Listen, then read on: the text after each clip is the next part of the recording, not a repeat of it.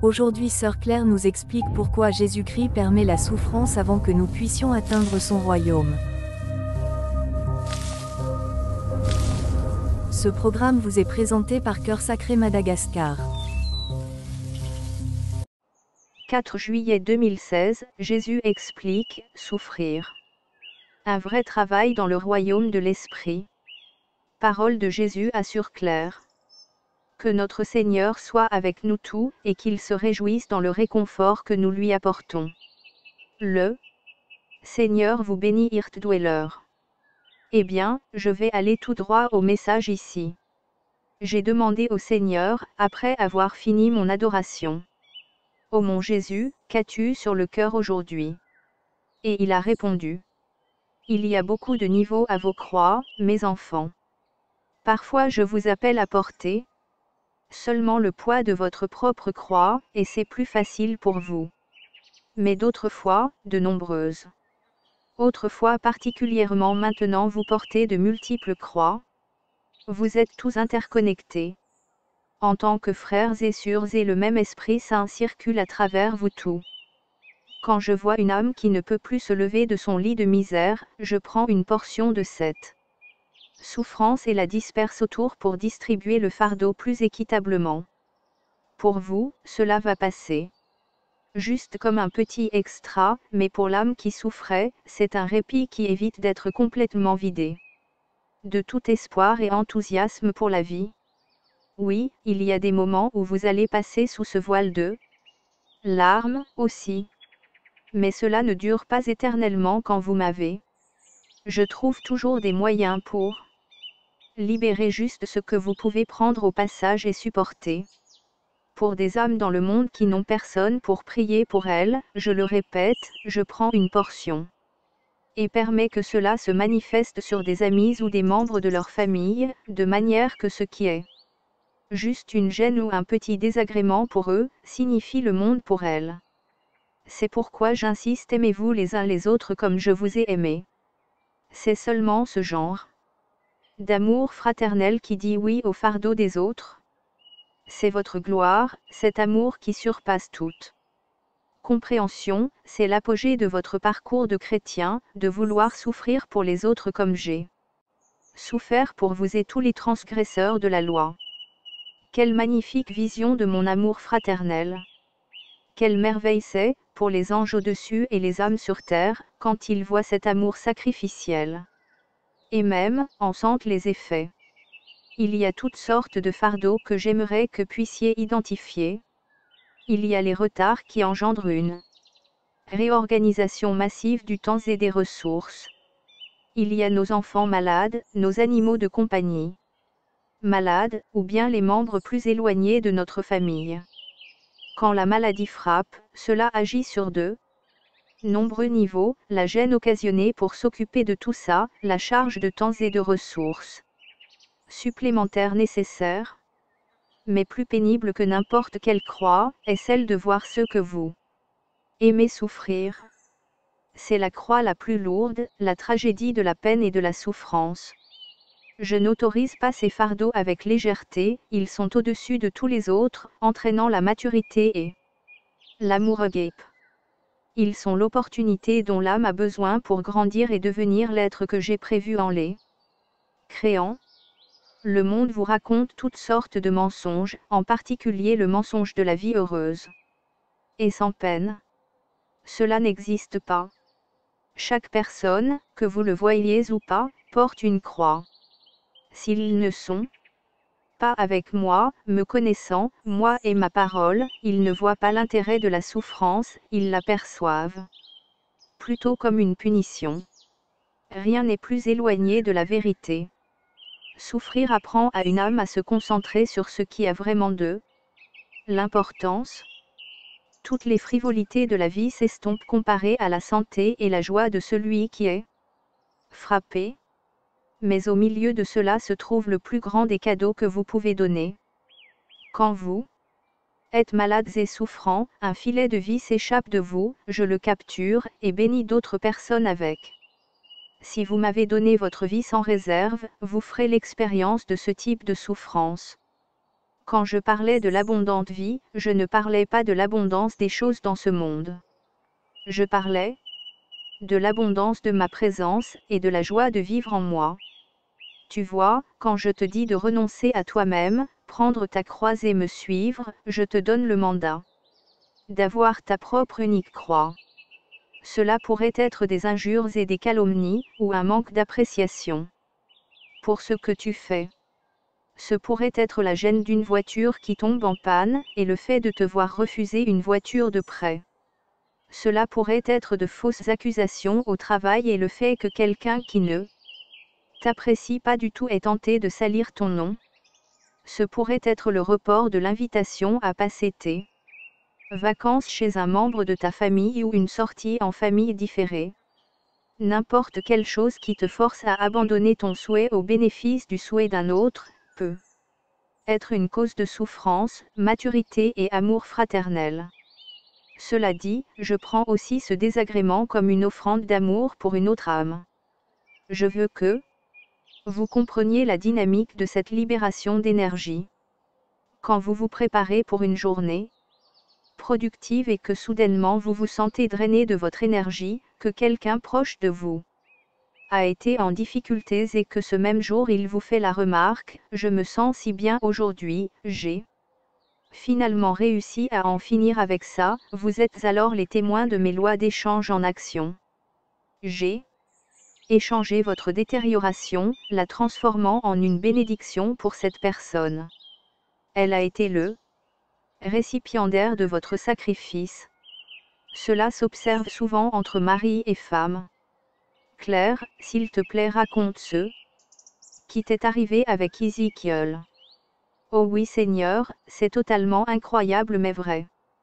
Combien de fois, j'ai vu ça avec Ezekiel et moi.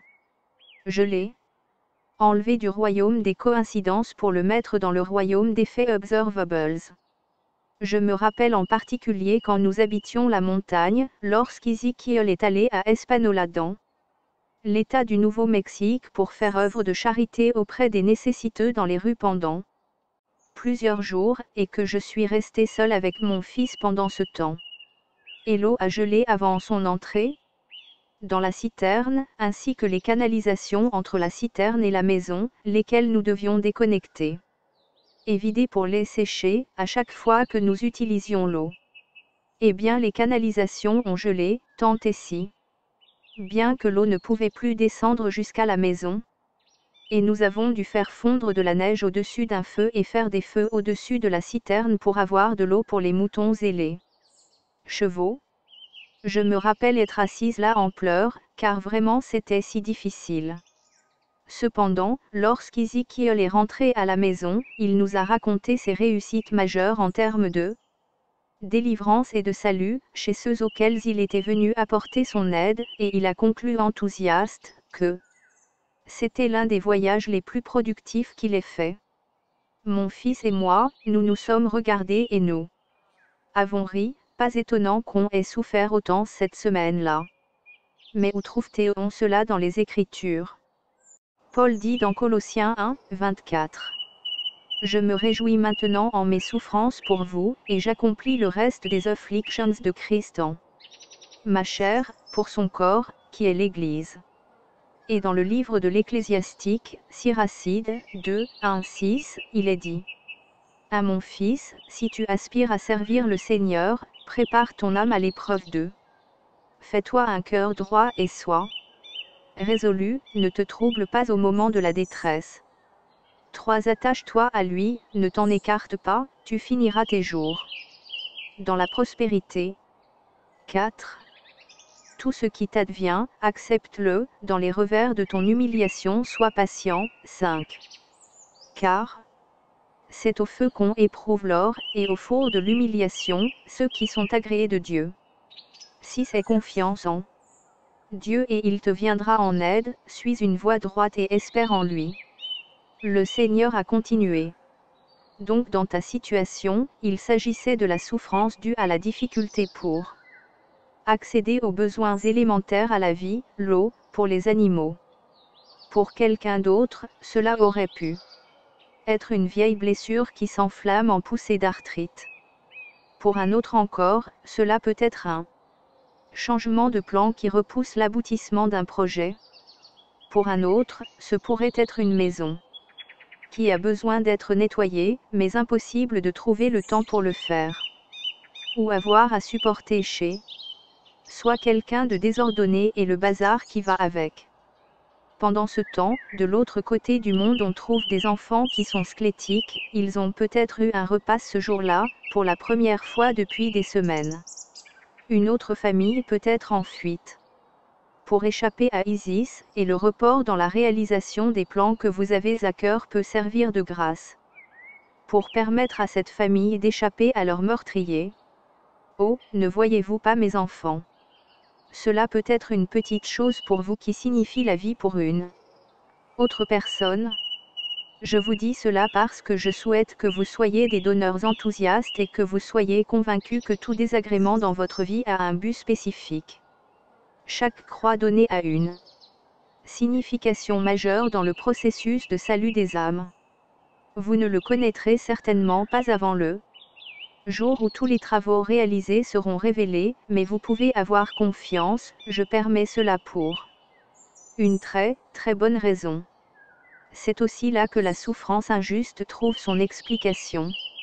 Des âmes nées dans une pauvreté cruelle et déchirante, où il n'y a aucune nourriture au point qu'ils mangent de l'argile pour faire taire les douleurs de leur estomac. Des enfants nés dans des familles dysfonctionnelles dépendantes à la drogue, dans des quartiers où seulement un faible pourcentage d'enfants survit aux ravages des gangs de rue et aux drogues dures. J'ai discuté avec toi à propos de toute cette dynamique, dans laquelle une âme fait un choix avant la naissance et doit vivre avec et mourir prématurément. Ce sont des choses qui ne seront comprises qu'une fois au paradis, rétrospectivement. Mais je les partage avec toi dans l'espoir que tu ne sois pas abattu par la souffrance des autres à qui tu ne peux pas apporter de consolation. Il y a une raison à toute chose, mon enfant. Il y a un but très spécifique et dynamique à chaque chose qui survient dans la vie de chaque personne unique. Mais j'attire ton attention là-dessus pour te faire réaliser que tu travailles lorsque tu endures ces sacrifices avec calme et patience. Tu accomplis un travail qui réclame une vigilance intense et minutieuse. Ce n'est pas juste un désagrément, c'est un travail nécessaire pour soulager la souffrance d'un autre. Ce n'est pas seulement une maladie, c'est un travail de charité qui permet qu'un autre soit soulagé suffisamment longtemps pour retrouver espoir, se relever et s'extraire de sa fosse pour revenir à la vie en moi, renouvelée. Ainsi, j'espère te donner là une perspective divine et nouvelle, au sujet de vos croix, pour que tu puisses te réjouir lorsque d'autres trouvent leur chemin parce que tu m'as gaiement donné tous deux. Toi. C'est la vraie signification de renonce à toi-même, charge-toi de ta croix et suis-moi. Alors, maintenant je fais appel à vous pour ce dos, parce que vous vivez dans les temps périlleux d'avant mon retour, une époque où le mal est considéré comme bon, et le bien comme mal. Une époque où les ténèbres sont si répugnantes, recouvrant la terre, que rien ne semble plus avoir de sens. Une époque où des âmes naissent dans les circonstances les plus abjectes et sont dépouillées de toute dignité humaine. Vous n'êtes pas seulement la lumière du monde, une torche dans ma main qui éclaire les ténèbres, vous êtes le médicament que j'ai envoyé dans le monde pour apporter guérison, compréhension, résolution, et les vaisseaux de mon amour, le plus puissant remède d'amour. Je veux que vous reconnaissiez cela dans ces heures finales avant votre enlèvement. Je veux que vous soyez en paix au moment des diverses épreuves que vous rencontrez, contradictions diverses, choses qui n'ont aucun sens. S'il vous plaît, je veux que vous sachiez que chaque bonne action que vous faites sera un jour récompensée. Et chacune de ces épreuves et contradictions ont un sens pour moi. Maintenant je vous bénis, avec ma patience et mon endurance dans ces épreuves. Et je vous demande de vous rappeler, c'est une heureuse occasion de me donner. Ne laissez pas votre cœur devenir amer, accablé ou abattu. Sachez que chacune de ces choses est un travail, un dur travail. et vous ne perdrez pas votre récompense au paradis.